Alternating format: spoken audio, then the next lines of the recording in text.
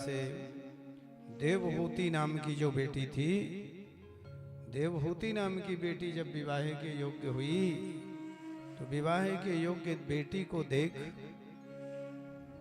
महाराज मनु ने देवर्षि नारद से निवेदन किया कि आप कृपा करके बताइए कोई वर हो तो मैं अपने बेटी को वर्णित कर दूं, विवाह कर दूं। मेरी बेटी अब विवाह के योग्य है। देवर्षि नारद कहते हैं अभी थोड़े दिन पहले की बात है, कर्दम ऋषि तपस्या से जगे और भगवान ने दर्शन दिया था। भगवान ने कहा है कर्दम ऋषि यदि ब्याह करोगे, शादी करोगे तो तुम्हारे घर में हम बेटा बन करके आए। यदि आप अपने बेटी का ब्याह भगवान के कर्दम ऋषि के साथ में कर दो तो आपके घर में भगवान बेटे बनके, आपके नाती बनके आ जाएंगे। तो कर्दम ऋषि के पास में महाराज मनु जाते हैं। महाराज मनु ने निवेदन किया कर्दम ऋषि से कि महाराज मैं अपनी बेटी का ब्याह आपके साथ करना चाहता हूं। कर्दम ऋषि कहते हैं आपकी बेटी बड़ी पढ़ी लिखी, सुयोग्य, सौंदर्य सुंदर है, आप कोई राजकुमार के साथ करिए। हमने सुना है उसकी सुंदरता को देख यह हर्म पृष्ठे कुड़िदंग शोभाम विक्रीडितीं बालकमाह बाला।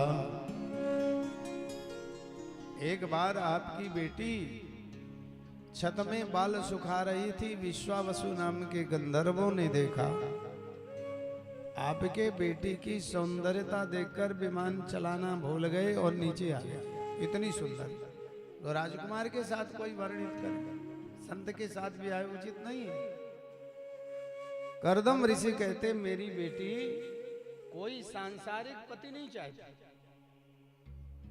मेरी बेटी भगवान का भजन करने वाला पति चाहती। कर्दम ऋषि कहते हैं फिर मेरी एक शर्त है, एक बेटा हो जाएगा तो गृहस्थी को छोड़ दूंगा। और महाराज मनु ने ये शर्त भी मंजूर कर ली। महाराज वंश वृद्धि के लिए एक बेटा हो जाए बहुत अच्छी बात है, हमें शर्त मंजूर है। और कर्दम ऋषि के साथ में देवहूति का विवाह संपन्न हो जाता है। देवहूति को लाकर घास फूस की एक कुटिया थी, उस कुटिया में कर्दम ऋषि ने प्रवेश किया। कहीं से मेघ आवाज आ रही सर्प की, तो कहीं से बिच्छू दिख रहे हैं, कहीं से मेढकों की आवाज आ रही है, ऊपर से पक्षियों का कलरव सुनाई दे रहा है। घास फूस की कुटिया है, सब ने अपना अपना डेरा जमा रखा है। वहीं पर कर्दम ऋषि अपने नववधू को भी ले गए और कहने लगे देवी डरो मत, ये तुम्हें कोई खतरा पहुंचाने वाले नहीं है, ये बिच्छू तुम्हें डंक मारने वाली नहीं है, सर्प डसने वाले नहीं है, आप निश्चिंत रहिए। मैं थोड़ी अपनी आराधना कर लूं फिर आपसे बात करता हूं। और आराधना करने के लिए, पूजा करने के लिए, बैठे नियम करने के लिए तो समाधि लग गई और वर्षों तक समाधि लगी रही। एक दो वर्ष नहीं, वर्षों वर्षों तक, 47 वर्ष तक समाधि लगी रही। और जब समाधि से उठे तो देखा सामने देवहूति ज्यों की त्यों बैठी।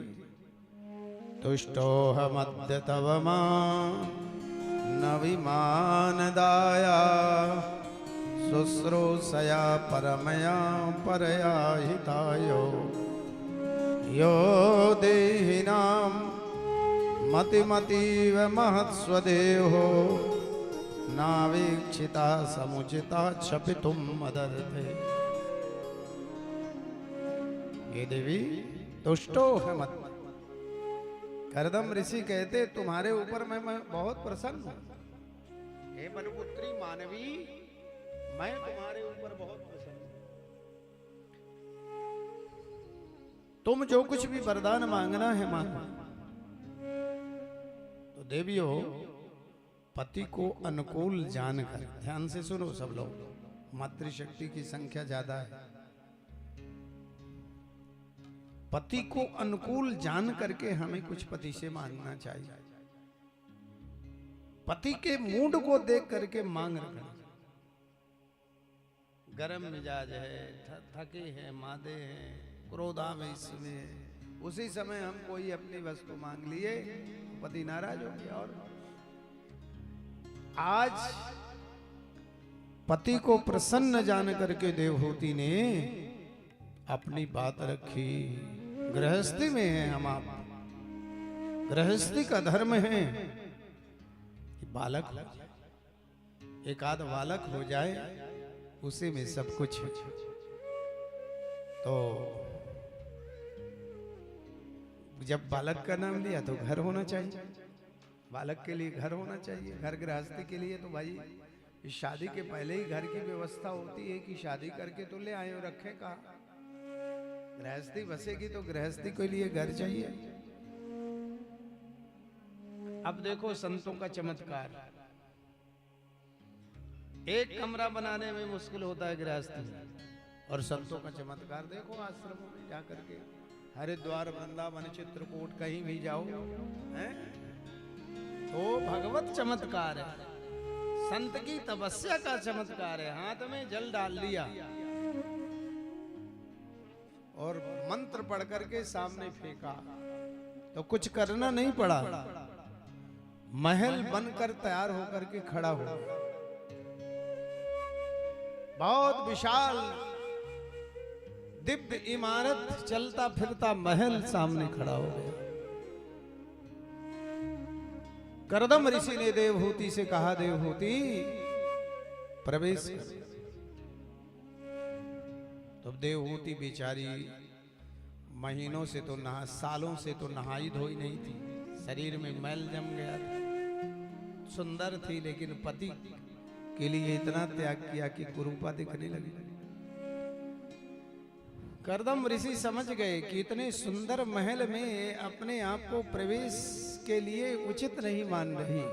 फिर से हाथ में जल लिया और फिर से हाथ में जल लेकर के छोड़ा, और ज्यों छोड़ा तो इस बार बहुत सुंदर एक तालाब प्रकट हो गया, और उस तालाब में बहुत सुंदर सुंदर 10 दासियां देवहूति को पकड़ के ले गई और नहलाया, खूब उपटन लगाया। देवहूति का मैल सब निकल गया, पहले से भी सुंदर देवहूति लगने लगी। अब उस महल में प्रवेश किया, वो चलता फिरता विमान रूपी महल। इच्छा हुई कि काशी जी चलना है, उचेहरा से काशी चलना है, तो आपकी इच्छा हुई नहीं कि वो पूरा घर ही उड़ के और काशी चल दिया।